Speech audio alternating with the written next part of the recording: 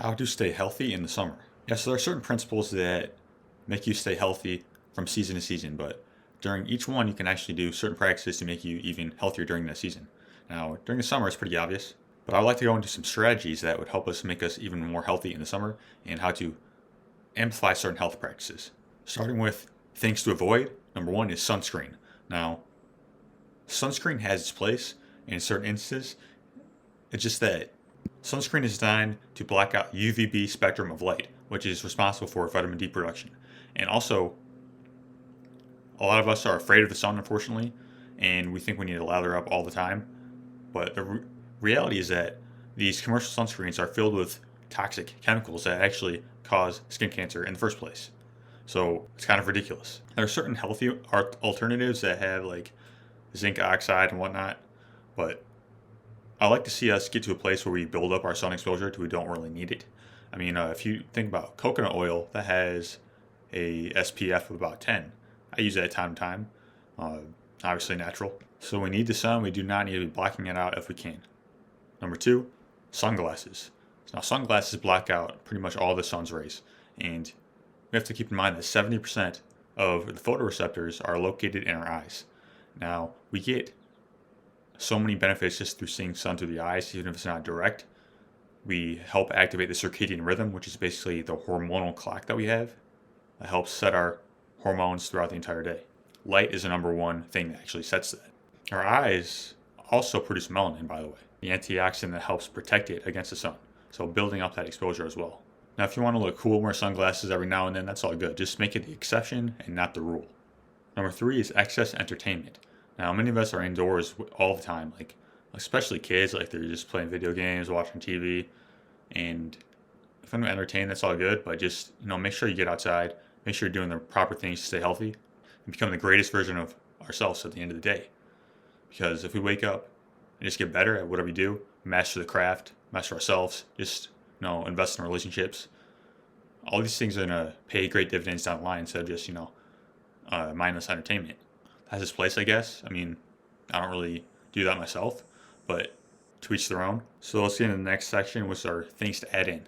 Number one is going to be sunlight. Now, sunlight is responsible for countless processes in the body. So, hormone production, neurotransmitters, circadian rhythm, nitric oxide, of course, vitamin D, and basically, light is the number one cell signaling molecule. So, basically, signaling our cells to do what they need to do so they can talk to each other, and light is that thing.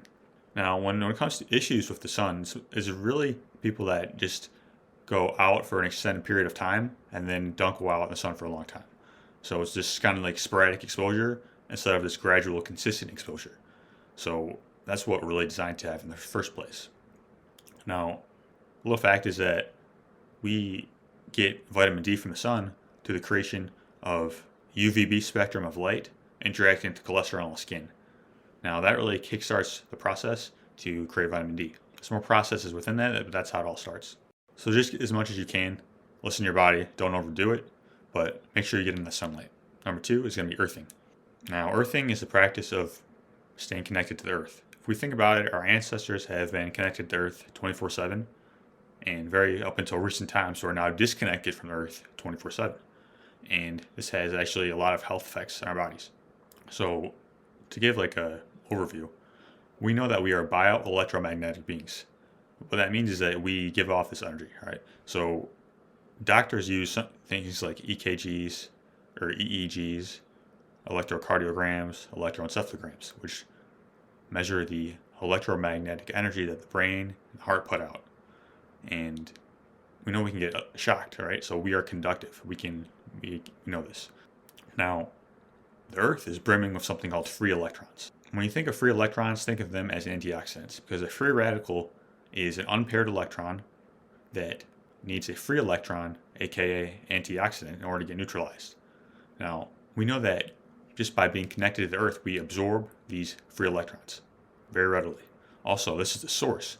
We always get it from the food, but this is the number one source, and getting it from the food doesn't really compare to the actual source of the Earth. There's a great researcher on this called Clint Ober. He does a lot of research on this. It helps with sleep, circadian rhythm, hormonal systems, also really helps with the blood flow and inflammation. Basically, the red blood cells get clumped together a lot, and there's a lot of like static electricity in the environment from like EMFs and whatnot. This is a great way to discharge that. Just by doing this 20 to 30 minutes a day on conductive surfaces such as grass, sand, soil, things like that. Lastly, I'm going to put relationships here. Now, relationships are really like the glue that hold your life together. And the most fundamental principle of these is all relationships start with you and how you relate to yourself. Just because if you treat yourself poorly and you have low standards and all that, like that's what you're going to accept in your own life.